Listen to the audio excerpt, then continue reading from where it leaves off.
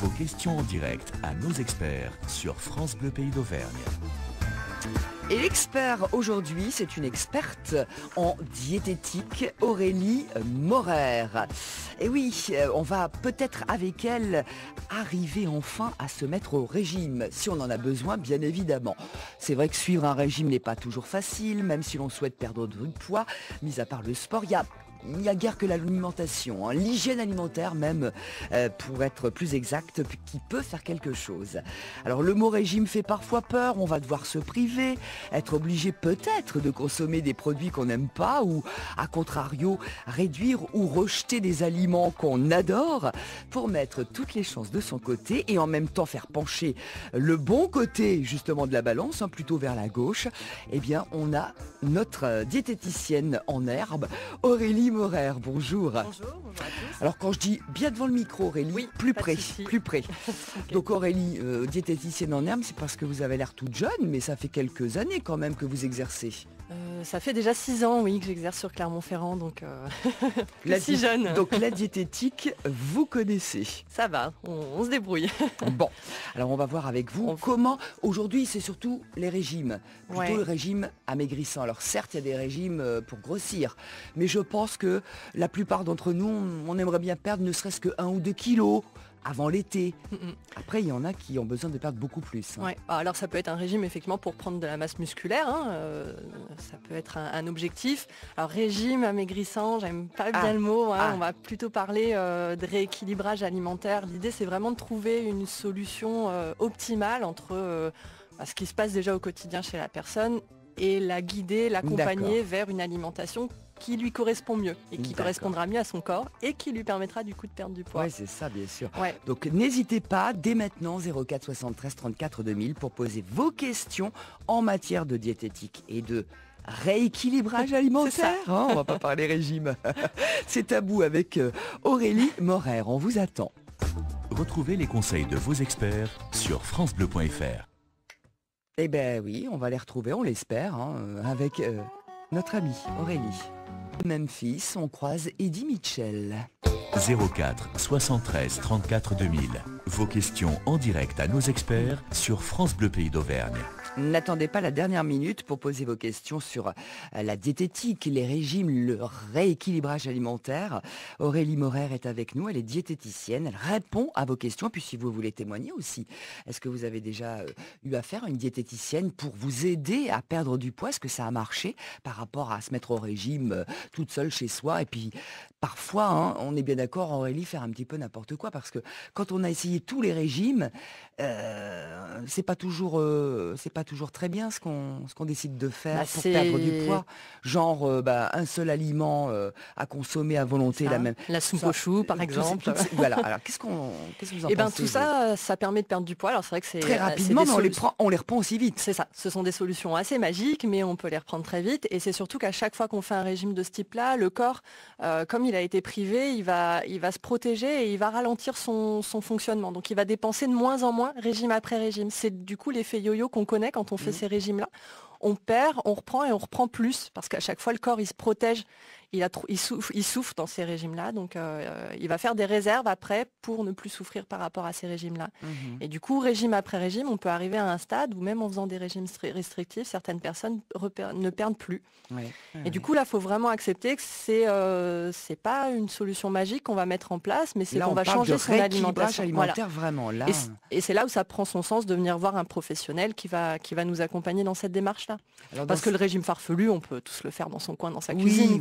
Et puis entre perdre 1 ou 2 kilos et 10 ou 15, il y a quand même c'est pas du tout la même chose. C'est pas la même démarche. Les 10 kilos, on les perd pas en un mois comme on perd 2-3 kilos. C'est pas possible. Mais il faut faire attention même pour 1 ou 2 kilos. Oui. Parce que le problème, c'est qu'on commence par un régime pour 1 ou 2 kilos. Et puis l'année d'après, on va en refaire un. Et là, on peut tomber dans cet engrenage. L'année d'après, ça sera 3 kilos à perdre. Après, ça sera 5. En fait, dès le départ, même si on n'a que quelques kilos à perdre, il faut le faire de la bonne façon. Et changer les choses qui a à changer vraiment, quoi. Donc s'interroger vraiment en profondeur sur qu'est-ce qui pose problème dans son alimentation. Alors, je vais pas vous demander un régime type ou en tout cas comment dire, une hygiène alimentaire au quotidien, c'est quoi la bonne façon de faire et à la limite manger correctement et ça à vie quoi en fait. Moi je pense vraiment la première chose avant de se dire tiens est-ce que je mets ouais ça commence comme ça aussi parce que le corps il a besoin d'énergie en début de journée, mais avant de se dire est-ce que je vais mettre un légume, est-ce que je vais mettre un fruit, est-ce que je vais mettre un laitage dans mon repas, la première question à se poser c'est vraiment en termes de volume, je pense plutôt de quantité. Apprendre à gérer ces quantités, c'est souvent quand même finalement le problème principal.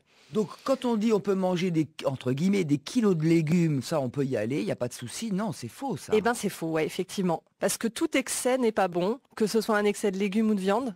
On est des omnivores, on a besoin de manger de tout, donc il faut un petit peu de tout. La juste mesure. C'est ça. Ouais. Mais apprendre à gérer ces quantités, c'est pas si facile. Et oui. Et c'est vrai où là, par rapport à quoi, à notre poids, enfin notre taille, l'indice corporel, tiens, l'indice de masse corporelle. Ah, ça traduit une corpulence, mais on peut avoir une corpulence, on peut avoir un IMC, un indice de masse corporelle assez haut, et sans pour autant avoir des soucis de santé. Hein. On est dans un pays où on a des joueurs de rugby. Ils ont tous beaucoup des IMC assez hauts, qui sont à la limite des critères qu'on dit normaux, et pourtant c'est du muscle. Donc voilà, c'est pas forcément un problème.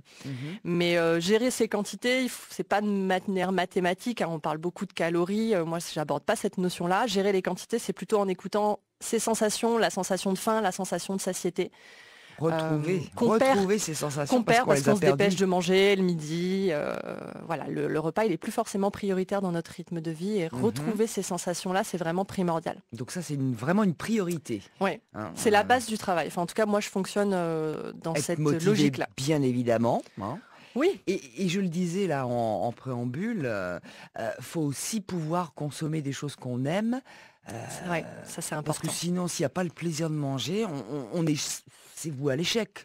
Oui, très rapidement on arrête. Très clairement. Enfin, des fois il y a des gens qui faites quoi Vous faites un bilan. Qu'est-ce que vous aimez Ouais, c'est ça. Au début, on fait un bilan pour connaître la personne, et puis après, on essaie d'avancer pas à pas, de se fixer des petits objectifs pour tendre vers quelque chose de plus optimal. Mais l'idée, c'est pas de tendre vers quelque chose de parfait non plus, quoi. Bien sûr. Il faut vivre avec sa culture alimentaire aussi. Petite pause pub et ensuite on va prendre tout de suite Corinne. France. Corinne de 5% nous appelle pour une question, c'est pour vous, Aurélie Morer, vous êtes diététicienne, je le rappelle. Corinne, bonjour. Oui, bonjour. Alors moi je vous appelle simplement, j'ai simplement une question. J'aurais voulu savoir comment reprendre un peu de masse musculaire et de perdre un peu de ventre, ou tout au moins dégonfler le ventre. Ah, elle n'a pas bien entendu. Donc voilà, Corinne voudrait savoir comment reprendre un peu de masse musculaire au profit de la graisse, parce qu'elle a un petit bidon apparemment, petit. Elle voudrait perdre la graisse du ventre. Par contre, avoir quand même conservé ou retrouver une bonne masse musculaire. Bonjour Corinne. Alors, oui, bonjour. Ce qu'il faut savoir, on va dire, il y a deux facteurs sur lesquels on peut jouer par rapport à la prise de masse musculaire. C'est d'une part l'activité physique. Il faut que le muscle qu'on cherche à tonifier, à faire grandir, il soit en activité. Pour fabriquer du muscle, il faut que la zone musculaire bouge. Donc la part d'activité, elle est vraiment importante. Et puis en parallèle, apporter les bonnes briques alimentaires qui vont permettre de fabriquer ce muscle. Donc ce sont des protéines. Et les protéines, on va les retrouver... Uniquement protéines animales ou pas spécialement? Non, pas forcément. Des protéines, ouais. Par contre, il faut avoir le bon cocktail de protéines, parce qu'il existe plusieurs types de protéines. Donc, globalement, les protéines les plus proches de notre organisme, ça va être les protéines animales, où on va avoir les meilleures briques protéiques. Donc, tout ce qui est viande, poisson, œufs. On en trouve aussi des protéines dans les produits laitiers. Oui. Donc ça peut permettre de compléter peut-être à des collations ou au petit déjeuner, où on n'a pas forcément envie de manger de viande. Ça, en fait. Et on a effectivement des protéines aussi dans des produits végétaux, les céréales, les légumes secs. Où là on peut jouer sur cette association céréales, légumes secs pour avoir une composition en protéines optimale. Donc après c'est une question d'ajustement des quantités de ces protéines. Il faut faire attention à ne pas tomber non plus dans un excès protéique, parce que le corps va pas pouvoir le gérer, va devoir éliminer cet excès protéique. Oui. Donc à quel moment en fait il faut manger ces protéines? Parce qu'on tout au long de la journée. Notre corps, il est pas déjeuner. capable. Notre corps n'est pas capable de stocker des protéines. Si vous voulez, quand on les apporte dans le bol alimentaire, soit il les utilise, soit il va les éliminer. Donc c'est vraiment tout au long de la journée. C'est important d'avoir cet échelonnement, donc de bien répartir votre portion de viande. À la rigueur, si vous avez une grosse portion de viande pour le midi, il vaut mieux la couper en deux ou faire 3 quarts, un quart et la répartir entre le midi et le soir, plutôt que tout manger le midi. Ouais. D'accord. Et par rapport à la graisse, Au niveau du ventre, ouais. du coup c'est une question Est-ce qu'il y a des aliments à éviter à tout prix? Non. C'est vrai qu'on voit, j'ai vu il n'y a pas très longtemps sur internet un régime où on pouvait choisir les aliments en fonction de la zone où on voulait maigrir. J'ai trouvé ça assez extraordinaire. On ne sait plus quoi inventer. Voilà. C'est ça. Alors au jour d'aujourd'hui, on ne sait pas. Je dis pas que peut-être un jour on saura maîtriser des choses, mais à mon avis, non. C'est du coup mobiliser ces muscles, les muscles de l'abdomen. C'est vrai qu'on les abdos. Faut faire attention. Des fois, c'est un petit peu dangereux au niveau des cervicales, du dos. Enfin, c'est pas évident les abdos qu'on fait tout seul chez soi. Il faut être accompagné là aussi pour trouver les bonnes positions. Et c'est souvent chez les femmes un souci de musculation du périnée. Donc pas les abdos qu'on a en surface, mais les abdominaux qui sont en profondeur.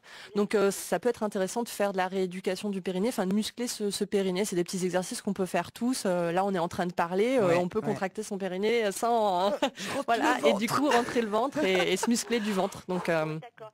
En fait, si vous voulez, donc le matin, j'ai l'impression d'avoir un ventre plus ou moins on va normal. faire vite maintenant parce qu'on a plein d'autres appels, Corinne. D'accord, alors écoutez, je vous laisse alors. Il n'y a pas de souci. Allez, bon courage, bonne journée. Il n'y a pas de raison, vous allez y arriver. Marie-Hélène nous appelle de Clermont. Bonjour Marie-Hélène. Votre question à Aurélie Morer. Oui, alors moi j'avais une question parce que j'ai ma fille qui, suite à un traitement médical qui majore l'appétit, a pris beaucoup de kilos. Donc elle est obligée, c'est un traitement neurologique, de conserver ce traitement. Donc on a mis en place un régime. Elle est suivie par une nutritionniste. Et donc au départ, ça s'est très bien passé. Elle a bien perdu du poids et tout. Et puis aujourd'hui, ça fait plus de 10 ans qu'elle suit son régime. Et aujourd'hui, en fait, elle maigrit plus du tout. Et ça, c'est un petit... disons que c'est ennuyeux parce qu'elle elle fait des efforts. Oui, mais Marie-Hélène, alors vous dites ça fait 10 ans, mais vous dites elle ne maigrit plus. Ça veut dire que depuis 10 ans, elle maigrit d'année en année? Non, mais disons qu'au départ, la première année de ce traitement, elle avait pris 8 kilos. Donc, elle a perdu ses 8 kilos, je dirais, petitement. Oui. Mais aujourd'hui, en fait, plutôt que elle est dans une phase dite de stabilisation, et plutôt que de stabiliser, elle a tendance à reprendre 1 kilo. Oui, parce qu'elle est toujours sous traitement, c'est ça. Oui. Jusqu'à présent, elle ne pourra pas arrêter encore ce traitement. Alors je voulais savoir si c'était... Parce que moi j'ai l'impression que ça fait trop longtemps qu'elle fait ce régime et que ça marche plus quelque part. Oui, et puis si elle fait des efforts, la pauvre... Oui. Alors c'est vrai que certains traitements médicamenteux, au niveau du contrôle, ils ont un fort impact sur le poids, la prise de poids en lui-même, sur l'appétit. Après, il faut voir, est-ce que le régime, à force, l'a pas trop lassé? Je ne sais pas du coup quelle alimentation elle a, mais est-ce qu'elle prend plaisir à manger? C'est vrai elle prend toujours plaisir à manger, mais elle dit que quand elle a terminé son repas, elle a faim. Quoi. Elle n'est jamais rassasiée. Oui. Quoi, alors l'idée, on peut peut-être penser à essayer de fractionner un petit peu l'alimentation, c'est-à-dire comme ça, quand il y a un appétit qui est peu assouvi, on va dire, peut-être manger moins, mais plus régulièrement, peut-être faire des collations en matinée, dans l'après-midi, pour lui permettre un meilleur confort, quoi. Comme ça, elle a le sentiment de pouvoir manger plus régulièrement, mais par contre avec globalement les mêmes quantités, pour pas accentuer. Il y a collation. C'est une banane et c'est mieux que 3 gâteaux ou un biscuit. Oui, c'est sûr, mais c'est décaler, par exemple, des éléments. À la rigueur, elle mange son plat principal le midi avec peut-être un seul dessert, soit un fruit, soit un laitage, et dans l'après-midi, elle mange le reste, quoi. D'accord. C'est vrai que c'est un petit peu compliqué là par rapport à la situation de vous dire des choses précises, mais ça pourrait peut-être l'aider en faisant ça, ouais. Et peut-être que... Alors au niveau satiété, si elle a un sentiment de ne pas être à pleine satiété en fin de repas, peut-être qu'elle mange un peu trop vite. Et ça, souvent... ça c'est certain. De toute façon, malheureusement, elle ne fait rien parce que Je n'arrête pas. Elle mange très très vite. Hein. Et Ah oui, bon, ça alors, c'est... Oui, Ouais, donc et quand je parlais tout à l'heure au départ de ouais. comportement alimentaire, Oui. d'écouter sa faim et sa satiété, ça passe par réapprendre, mettre en place les bonnes conditions pour pouvoir ressentir la faim et la satiété. Et c'est vrai qu'au niveau de prendre le temps de manger, mastiquer... Oui, c'est ça. Voilà, Quoi. Alors je lui dis mastique, mais Ben bon... oui. Oui, mais il faut absolument, et je crois qu'il faut au moins 20 minutes, je pense, non? C'est pas ce qu'on dit, 20 minutes? Oui, alors Voir bon, de toute façon, l'idée, c'est peut-être pas de se chronométrer, mais c'est ouais. vraiment de Oui, non, changer mais quand je dis 20 minutes, mais c'est une tendance. Au hein, moins cette durée-là pour ressentir correctement la satiété. Ouais. Oui. Voilà, Marie-Hélène. Écoutez, J'espère que merci ça beaucoup va. de vos conseils et puis bonne fin de journée. De rien. Merci à vous aussi. Vous pouvez encore appeler 04 73 34 2000. Il reste quelques minutes pour qu'Aurélie Morer réponde à vos questions. On discute avec Aurélie Morer. Retrouvez les conseils de vos experts sur francebleu.fr.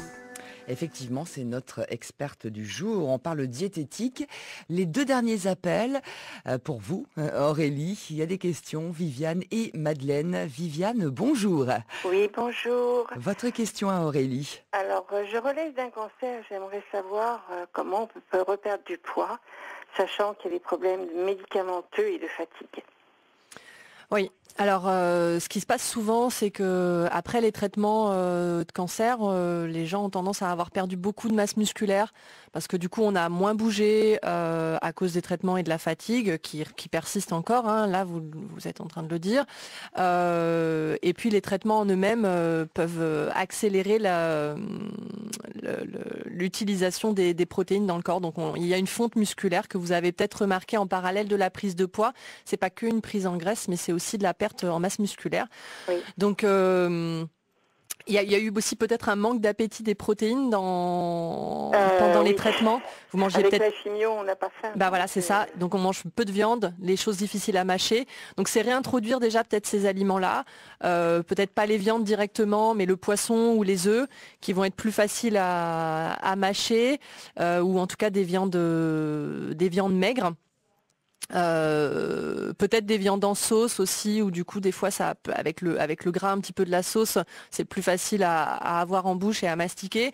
Et si vous avez du mal à manger ces aliments-là, utilisez aussi les produits laitiers, peut-être à des quantités plus importantes que les 3 produits laitiers qu'on peut conseiller par jour, pour avoir cet apport en protéines, pas par la viande, poisson, œuf, mais par les produits laitiers.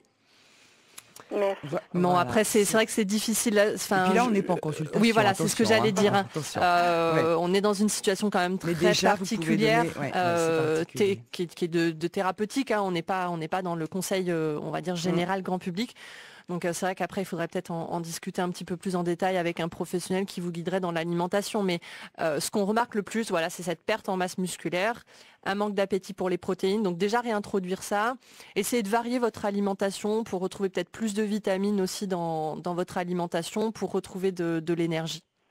Voilà, Viviane, Bon courage, mais n'hésitez pas peut-être à faire appel à Je voulais juste faire un petit aparté et remercier et féliciter tous les gens du centre Jean Perrin qui sont vraiment formidables. Vous avez très bien fait, merci. Merci. Bonne journée. Madeleine, ce sera notre dernière auditrice pour les questions aux experts. Madeleine qui appelle de Clermont, bonjour. Oui, bonjour. Oui, alors vous, c'est le petit-déj qui vous pose... voilà. Pas problème peut-être, mais un questionnement sur le petit-déj. Allez-y, Madeleine. Oui, alors j'aurais voulu savoir, j'ai un certain âge, j'ose dire 85 ans, et on me dit mince, mais j'ai de bonnes cuisses, malheureusement, et je fais comme tous les Français, je mange des céréales, des fruits au petit déjeuner. Et j'ai un bon appétit et je me demandais s'il valait pas mieux manger des protéines le matin justement au lieu de me bourrer de céréales. Mais vous savez qu'à 85 ans, c'est bien d'avoir bon appétit comme ça. Et c'est bien. Vous êtes toujours coquette, Madeleine, je vois. Oui, Hein, exactement. Madeleine trouve Oui, qu'elle a c'est des ça. grosses cuisses. Bon, alors. Non, Comment j'ai pas grossi, mais j'ai de bonnes cuisses, voilà. Bon, mais c'est bien, c'est bien. Je suis d'accord Attendez, avec vous, ah, à 85 ans, c'est je préfère vous magnifique. entendre dire Ah que oui, vous avez bon oui. appétit D'être décharné que de parfois, pinailler hein. un petit peu à manger. Mais Mais bon, j'entends on va bien votre répondre. question. Oui, oui. Les produits céréaliers, vous avez raison de les mettre au petit déjeuner parce que c'est ça qui va vous apporter de l'énergie, on va dire de l'essence, du combustible pour fonctionner dans la journée. Donc c'est important de les garder. Mais par contre, effectivement, ce que vous disiez, l'apport en protéines, du coup, il peut se faire simplement par un laitage le matin. Alors ça peut être un yaourt, du fromage blanc, des petits suisses, de la faisselle, un bol de lait avec du cacao ou café au lait. Ou même du fromage, hein, bon avec les céréales, si du coup c'est des céréales petit déjeuner, le fromage peut-être pas, mais pain fromage, ça peut faire un petit déjeuner quand on a envie de saler, ça peut fonctionner. En gardant votre fruit, vous me disiez, je crois que vous mangiez un fruit. Ou en fin de Oui, matinée. toujours, oui. Voilà. Mais du coup, rajouter effectivement peut-être cette portion de laitage le matin qui peut être intéressante. Et Oui, si mais on... justement, c'est ce que je fais. Je mets souvent du fromage blanc, je mélange. Mais je me demandais s'il fallait pas mieux que je prenne une tranche de jambon, vous voyez, des choses comme ça, que nous, Français, on mange pas en général. Oui. Bah, pas forcément. Il n'y a pas de raison de changer votre culture alimentaire, hein, finalement. Faut pas D'accord. non plus tomber dans des extrêmes. Apparemment, vous vous alimentez bien parce que C'est ça. vous avez l'air en pleine forme. Vous Oui. avez 85 ans. Moi, j'aimerais bien connaître votre régime à vous. Hein. Enfin, votre régime. Non, je marche. C'est quoi votre secret? Eh bien, j'ai toujours fait de la gym jusqu'à 80 ans. Ah, Et Ah, j'ai plus de voiture, mais Mhm. je prends des anticoagulants et ça me fatigue quand Ah même. oui. Mais Mais l'activité physique, c'est vrai que c'est le très bon allié C'est de bien sûr l'alimentation. voilà. La seule chose beau que mariage. on pourrait rajouter des protéines animales, du poisson, un œuf par exemple, ou du jambon au petit déjeuner, si éventuellement vous en mangiez pas suffisamment dans la journée entre le repas de midi et du soir. Mais si vous en mangez un petit peu le midi, un petit peu le soir, même des petites portions, s'il y en a un petit peu au repas, il n'y a pas forcément besoin d'en mettre le matin. Le laitage, ça suffit. ah oui, Eh ben voilà, Madeleine. D'accord. Écoutez, on était ravis de vous avoir. Ça, c'est un Moi bel aussi. exemple, magnifique. Et on vous dit à très bientôt. Bel été à vous, Madeleine. merci beaucoup. Merci Au à vous. revoir. Bonne journée, au revoir. Les experts de France Bleu Pays d'Auvergne. Aurélie Morer, c'est la fin, en tout cas fin d'émission. Mais pour vous, vous continuez, vous ne prenez pas de vacances, si?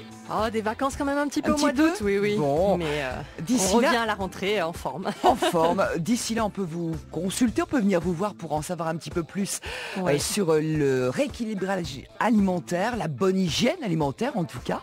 Si on a des conseils, on vient vous voir. Si on À a mon des cabinet, besoins, ouais. surtout pas des conseils mais des besoins, on vient vous voir. Vous êtes sur Clermont? Je suis sur Clermont, rue de D'accord. l'Oradou, au sein d'un Bon. collectif, le Crénat. Eh ben Et voilà. vous pouvez nous retrouver sur des manifestations cet été à Sable Chaud. Le Crénat est présent à Sable Chaud, au Salon des bébés à la rentrée, à la foire de Cournon. Donc vous pouvez nous retrouver les D'accord. différents intervenants à cet endroit-là. Ou sinon, voilà, à mon cabinet, Maigrir 2000 à Clermont. Ah ben voilà, là il y a la pub là. Demain dans Les Experts, on parlera des bienfaits du massage avec Florence Duc.